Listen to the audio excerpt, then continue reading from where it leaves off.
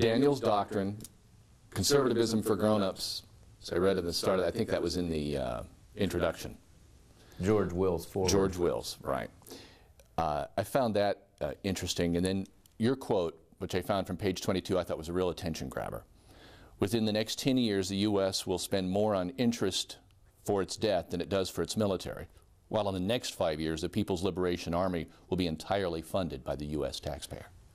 Were you trying to get somebody's attention there?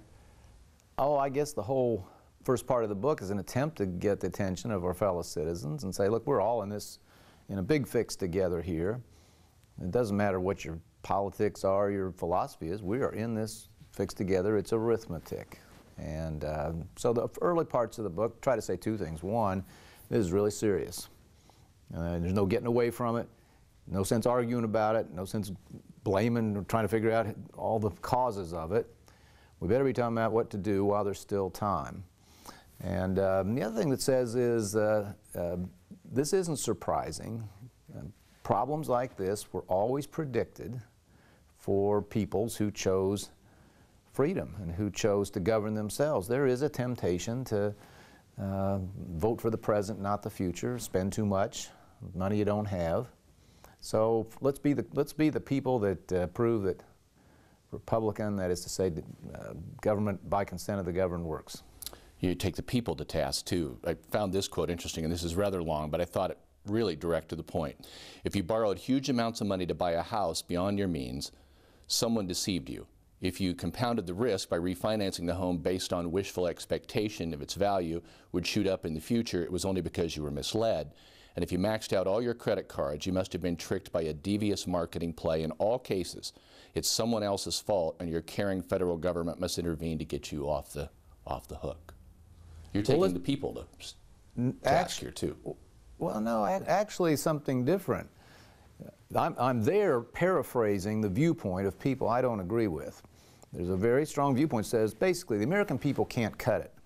They're just not up to it. Life's too complicated. They need us. That is, I say our benevolent betters, the national level, to decide what kind of health care you're going to have, what kind of credit card you can have, what kind of mortgage you can have, what kind of light bulb you can buy.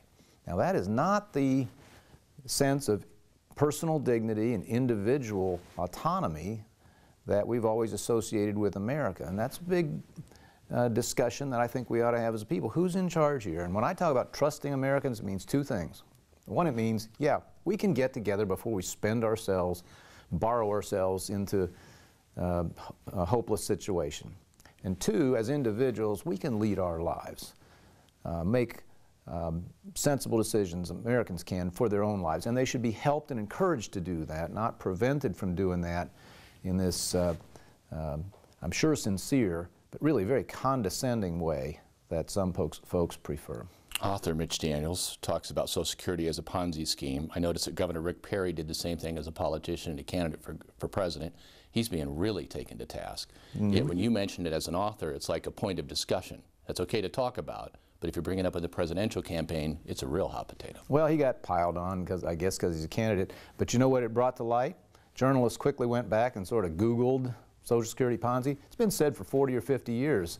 My reaction when I read those articles, it's been said, by the way, by liberal Democrats across the spectrum. As far as it goes, it's accurate to say that, you know, something where people are led to believe they're investing in their own future, but the money's really going out the back door to someone else today. You know, that's what Mr. Ponzi did. So people of all political persuasions have said this for a long time. What I realized was, boy, how unoriginal of me. What a trite thing to say. I didn't realize it at the time, but it had been said so often before, I should have found some different way. If it's a Ponzi scheme, does that mean it should be stopped? No, of course not. You know, I say in great detail here, no, we got to save Social Security.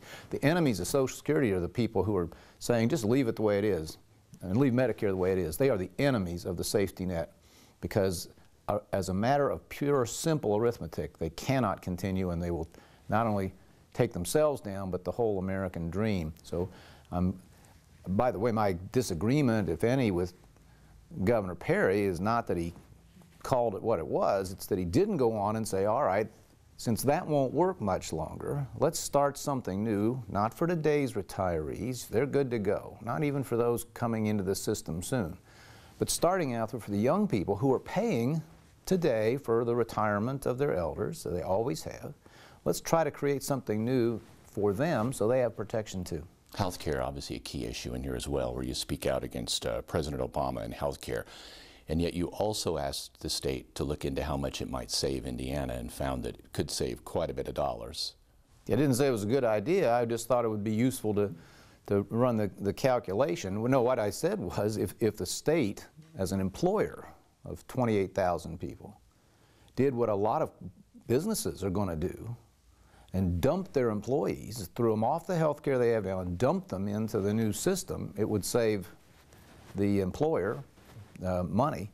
I think that'd be a very bad outcome for the people who got dumped, and it's one of many, many flaws that I see in the bill is going to encourage that. Are these issues that you should be bringing up as a candidate, or do you think you're getting more play here now as an author? Well, not more play. You get a lot more attention, obviously, if you're a candidate. But this book was born 20-some months ago as the thought that maybe I could make a small contribution to the national conversation without being a candidate. And that's what it finally turns out to be. Now, in between somewhere, I thought about running because an awful lot of people urged me to, but this book's exactly what it set out to be a long time ago. It was written, Kevin, basically written by New Year's, touched up after that, but it was only written at all because I'm really concerned about the country, as I try to say. And I believe there's a way out of this, but we cannot dither much longer. And I want my kids and the grandchild that's going to be born in January and a whole lot more that come after, I hope, you know, to live in a country of promise. And it is really at risk if we don't change direction. That's the only reason I've put the time in. Who out there right now of those running best espouses what you have in this book? We don't know that yet, and that's okay. It's early. There's a long, long time to go. But and I look forward to supporting the nominee of the party I'm associated with because we simply must change direction. I really believe that. The candidate I'll get most excited about is the one who levels with Americans and trusts them, as the book title says, trusts them to hear the truth and the facts, to recognize we can't do everything for everybody all at the same time, and to make changes that are in the interest of every one of us, and speaks the language of unity. Leave it to the other side if they want to use the personal attacks and all these things. And again, trust Americans to act on their better instincts. But didn't Governor Perry, when he brought that up, try to do that? And then Governor Romney really took him to task on that. Well, I wish he hadn't. I didn't watch the debates. I have to confess I don't watch them. But as I understand it, you know, nobody had his best night that night. But there's a long time to go. And I think these are good people. And I just hope that whoever presents the alternative to the president doesn't simply, as he might be tempted to, present himself as the default option. You know, the president, I think, is in pretty serious shape. His policies have failed, and miserably, and it's making things worse, not better.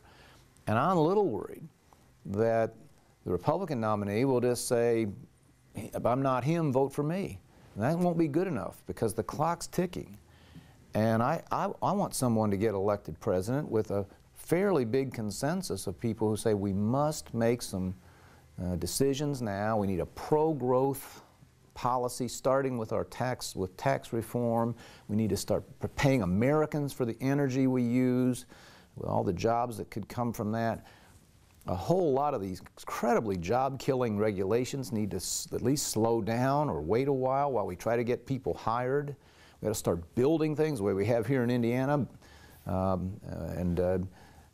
without driving out private capital and all the rules that the federal government uses to keep things from being shovel-ready, all these things. And so I hope for a campaign that speaks to those big issues and therefore creates a platform for governing well, not just winning an election. I do have a couple more questions about the book, but is Chris Christie the man? Should he be getting in? Well, it's not for me to say to him or anybody else what they should decide. I think he's terrific guy, but I take him at his word that he's not going to run. And I understand this, by the way. He's only 2 years into trying to fix a state in terrible shape. He's making some headway. And you know, I can relate to this. I mean, he knows he's doing some good right there, and it's something he was hired to do. I was just with him a few days ago. But I made a point of not pressing him on this. One day I hope we'll see him do this, but I accept that it's probably not going to be 2012. You talk about economic growth, and that's obviously the last chapter of the book, and I want to make sure, because I wrote this down. We do need to promote growth and eliminate the debt, but yet to eliminate the debt, we need to have growth. It's kind of a catch-22, isn't it? No, I don't think so at all. I think the first step, by the way, in a pro-jobs, pro-growth policy is to begin acting on the debt so that the world can see we're not going to just go broke and do nothing about it.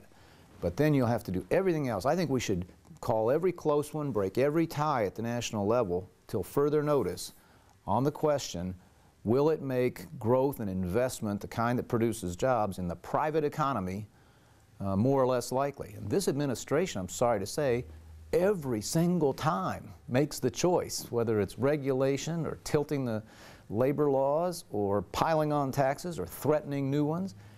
They make the choice that cuts against new jobs, and we've got to really move to the other way until we get people back to work, and by the way, get some revenue coming into the government.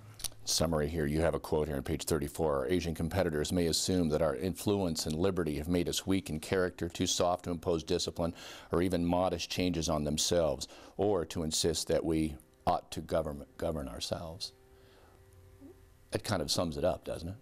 Our founding fathers, and I write a little bit about this, worried from the very beginning that the character traits, the stubborn independence and a desire to better oneself and to be responsible for one's own actions, the very traits that gave birth to liberty would wither away.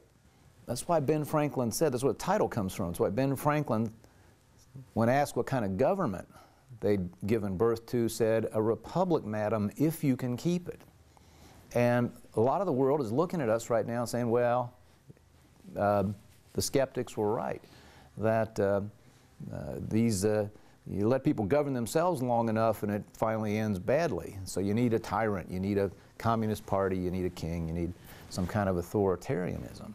And I wrote the book not just because of debt, and not just because of the economy, but not even just because the American dream of a better tomorrow is at risk, but because the whole project of government by consent of the governed is on trial here. And I really believe, and Hoosiers have sure helped convince me, that Americans will prove up to it. But the world is watching.